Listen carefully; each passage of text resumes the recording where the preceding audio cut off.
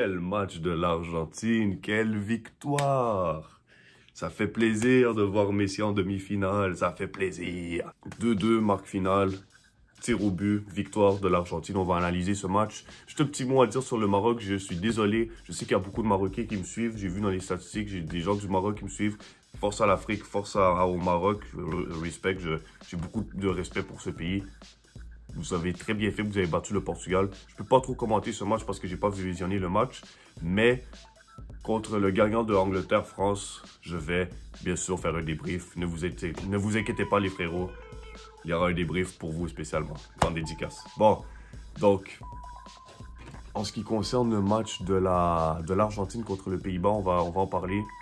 On va parler du match. Donc, le match, comment il commence? Moi, de ce que j'ai remarqué, en fait, de tous les mondiaux, dès que tu passes les groupes, donc dès qu'il y a les 16e de finale, dès qu'il y a un match à élimination directe, un match sudden death en anglais, élimination directe justement, les gens, ils veulent pas trop risquer. Ils veulent pas trop s'ouvrir parce qu'ils vont être vulnérables en défense s'ils s'ouvrent trop. Voilà. Mais de ce que j'ai vu, c'est que l'Argentine a dominé le match. Ils ont géré le match, tu vois. Ils ont marqué un but, passe décisive de Messi d'ailleurs, très beau but de Molina. Puis après ça s'est un peu plus ouvert du côté Pays-Bas. Puis il y a eu des risques en défense par rapport aux Pays-Bas parce que justement ils se sont ouverts, ce qui a permis à l'Argentine de marquer un deuxième but. Mais avant d'analyser en détail cela, j'ai juste envie de parler de la composition de l'Argentine. Ça m'a un peu surpris. En fait, ça m'a pas tant surpris parce que j'ai vu que Di Maria n'était pas titulaire. Donc pour compenser un peu ceci, au lieu de faire jouer un 4-3-3, parce que c'est ça qu'il avait l'habitude de faire en général, puis Di Maria dans l'aile là-bas, en aile droite, souvent. Ils ont préféré faire un 3-5-2, donc c'est-à-dire 3 défenseurs avec 5 milieux, mais les deux milieux, les deux personnes sur l'extrémité. Sur les ailes, justement, ils vont attaquer puis revenir en défense. Il s'agissait de Molina avec Acuna. Donc quand l'équipe adverse avait le ballon, on se repliait en défense, qui donnait 5 défenseurs, et quand on attaquait, ça donnait comme l'opportunité que ce soit des ailiers à la limite. Donc, 4 ailiers, 4 attaquants en tout parce que tu avais les deux contre les deux strikers. Donc, c'est une tactique qui était très intéressante puisque ça te permettait de, justement, d'être à la fois très, très offensif et très défensif. Ce qui était très intéressant en vertu de l'absence de Di Maria qui avait une blessure ou je ne sais pas trop ce qu'il a, mais il n'est pas à son top maximal. Le coach argentin a justement fait cette décision, selon moi, pour compenser justement l'absence de Di Maria. Et puis c'est justement Molina qui a marqué pour le but de l'Argentine. D'ailleurs, il a attaqué, il est allé en attaque, c'est le coaching gagnant. Il a marqué, donc il était très offensif et il a débloqué l'Argentine au début d'une passe extraordinaire de Messi. Je vais envie de commenter la passe de Messi puisque c'était une passe magnifique. Non seulement que c'était une passe magnifique, mais je ne sais pas si vous avez vu, il n'a même pas regardé la direction. En fait, il ne regardait même pas la direction où il allait faire la passe, il regardait de l'autre côté. Il a fait la passe de l'autre côté. Donc, les défenseurs complètement dribblés, complètement perdus, complètement... En fait, ils ne savaient pas, ils ne s'attendaient pas à ça, tu vois.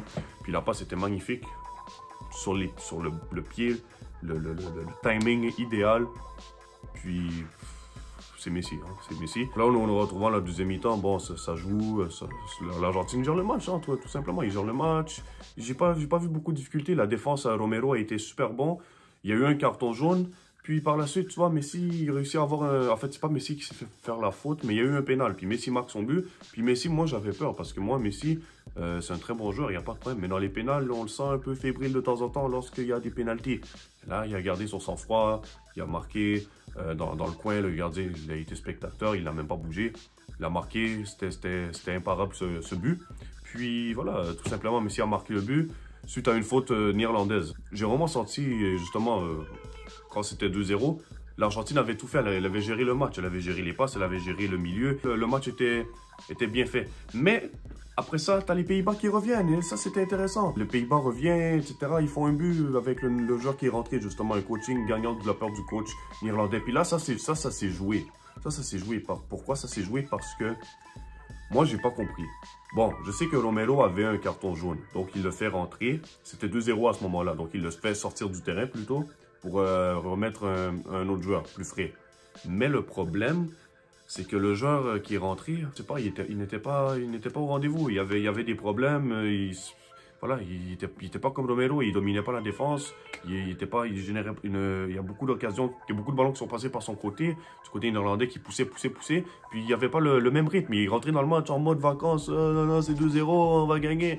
Non, non, non, non, non, mon ami, 2-0, c'est le score le plus dangereux au football, c'est le score où il peut y avoir plus de choses qui se passent.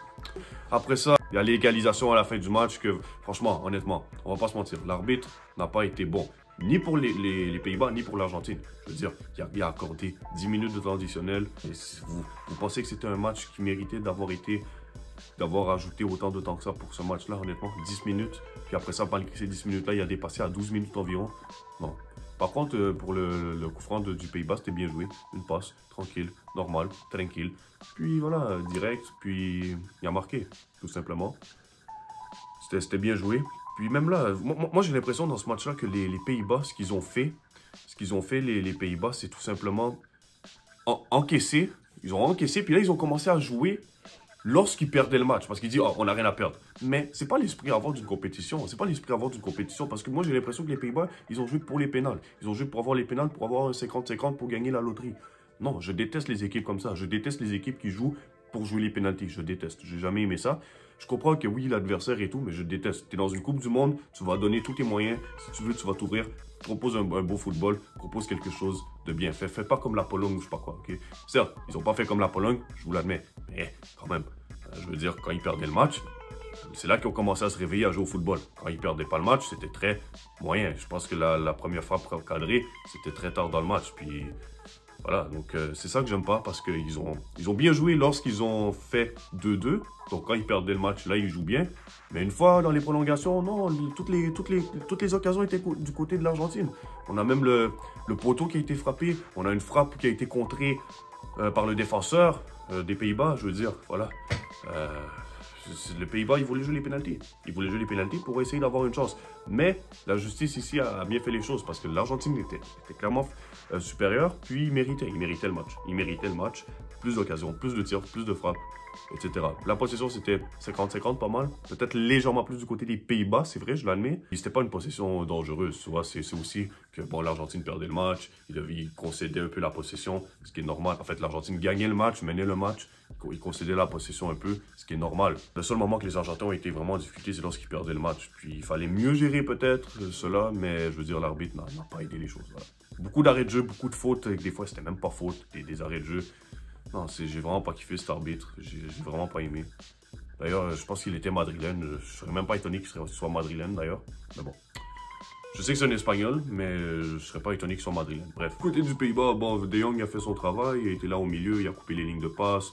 De Jong, j'ai aimé son jeu, il a bien joué. Depay, bon, un peu tranquille, un peu distrait, un peu invisible de ce que j'ai vu. Pas trop fort du côté des Pays-Bas. Mais sinon, en globalité, le match, victoire méritée de l'Argentine. Les Argentins au milieu, justement, ils ont quand même bien géré le milieu. Ils n'ont pas concédé beaucoup d'occasions aux Pays-Bas. Sauf lorsque c'était 2-0 pour eux. Ils avaient concédé plus de possession. Les Pays-Bas ont eu quelques occasions, c'est vrai. La défense a été rassurante du côté de l'Argentine. Pays-Bas, ça passait plus ou moins. Des fois, c'était rassurant, des fois non. Moi, pour vrai, Van Dijk m'a un peu déçu. Il m'a un peu déçu parce que il a eu trop de ballons qui sont passés par son côté. Moi, je le pensais plus décisif dans ses tacles, dans son imposition, dans le fait qu'il soit imposant et tout. Il n'a pas su gérer cette qualité qu'il a. Il a joué correct, mais il n'a pas été sublime, c'est ce que je veux dire. Je suis un peu déçu de sa performance. Puis, c'est ça, dans les pénaltys, vous l'avez vu, le gardien de l'Argentine a bien su gérer les pénaltys. Les Pays-Bas ont craqué sous pression. Victoire méritée de l'Argentine. Voilà. C'est tout pour la vidéo. J'espère que vous avez aimé la vidéo. Dites-moi ce que vous pensez du match de l'Argentine contre les Pays-Bas. Mettez un like, abonnez-vous. Puis on se voit pour un prochain débrief de la Coupe du Monde. Check!